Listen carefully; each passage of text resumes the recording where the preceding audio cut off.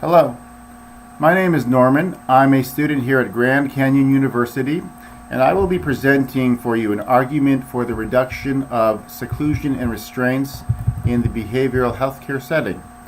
Behavioral healthcare is a very pertinent issue in today's society, with more and more news stories making headlines regarding well-known celebrities having issues of depression, mental breakdowns, and in some cases, committing suicide.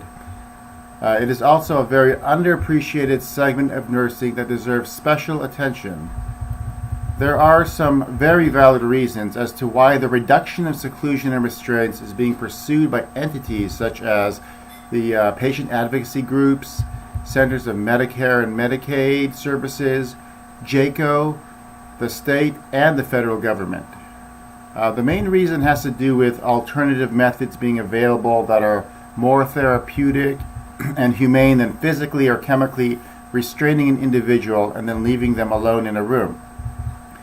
It takes proper staff training in de-escalating situations and managing assaultive behaviors to avoid the use of seclusion and restraints. Even more importantly, experience in dealing with such patients can make it more likely that therapeutic interventions will take the place of seclusion and restraints. Organizations such as the National Association of State Mental Health Program Directors and the Substance Abuse and Mental Health Services Administration are especially pushing the issue, going as far as aiming to reduce incidents down to 0 per month and just doing away with seclusion and restraints altogether. This 0 result, however, is not to be expected at any time soon, as human behavior can be very unpredictable, occasionally warranting the use of seclusion and restraints when nothing else works and the safety of patients or others is at risk. For example, a patient may come in high on meth, exhibiting paranoia that people are following him or her, seeing visual hallucinations of creatures coming out of the wall, and as a result suddenly start choking the nurse with his or her own bare hands. This is a very risky setting to work in, especially when talking to patients face to face in the moment they are experiencing all these issues. So such a person may have shown violent tendencies on the outside towards other people and then exhibit such outbursts and unexpected characteristics while in the hospital. It is possible to give such patients emergency medications to quickly calm them down, and most probably it will have to be done through IM injection while they're being held down just due to the extreme resistance of patients. So this is a bit of a gray area, as they are technically being given medications to restrain their behavior and hands are being placed on the patient. In certain instances, physical restraints may be necessary if the patient cannot calm down, even with emergency medications already being given.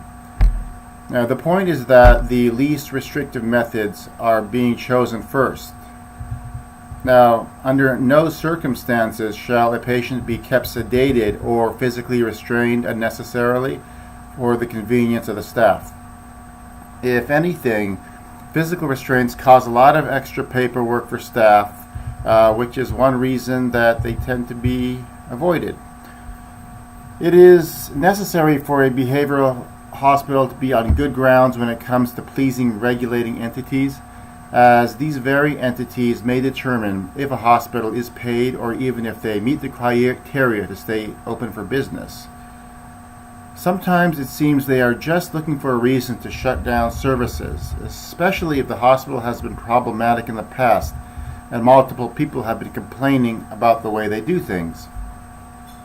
Resulting investigations from outside entities can in fact spell doom. Staff, patients, doctors, and other healthcare personnel must work well together to ensure hospitals are kept full, quality service is given, and payments are received in a timely manner. The less potential lawsuits on the horizon, the better. Hospitals are business like any other, and it is important for employees to function as such. This brings us to the point of the balanced scorecard.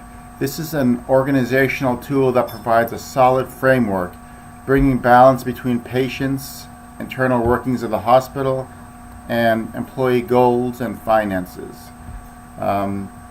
Hospitals which receive good word of mouth will attract influential doctors to work there, as well as more patients coming in, say per referral. So they will be seen as a distinguished provider of care and a formidable competitor to other hospitals in the area which provide similar service. It is best if hospitals have a positive public image, especially in this day and age where reviews are plentiful and easily accessible online through websites such as Yelp.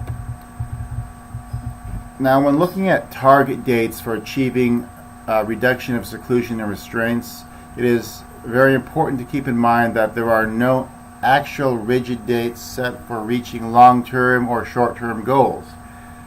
The hospital must make the continuous efforts to achieve as close to 0 episodes of seclusion and restraints as possible. The number of episodes fluctuates from month to month, and different types of restraints such as 5-point restraints, humane wraps, posies, walking restraints, and wrist restraints, they must be appropriate to the situation.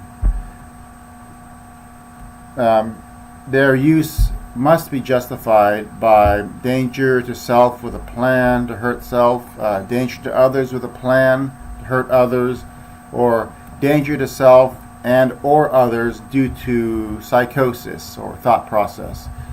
The most common method of restraint is the 5-point restraint, which is generally short-term and the most restrictive method, holding down your entire body. Instances of walking restraints, posies, humane wraps, and wrist restraints are fairly infrequent.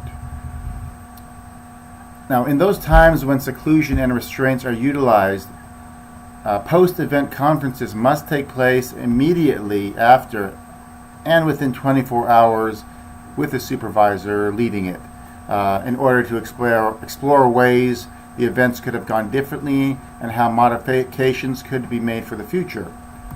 In reality, though, these post-conferences rarely occur due to lack of time and lack of staff in this chaotic environment. But there are quarterly reports that are to be generated regarding recommendations and findings. These recommendations and findings should pass through the different levels of management from top down, so all employees will understand them. So that's all I really have to say on this video about reducing episodes of seclusion and restraints. I hope you enjoyed this talk and find the information helpful in your future endeavors. Thank you.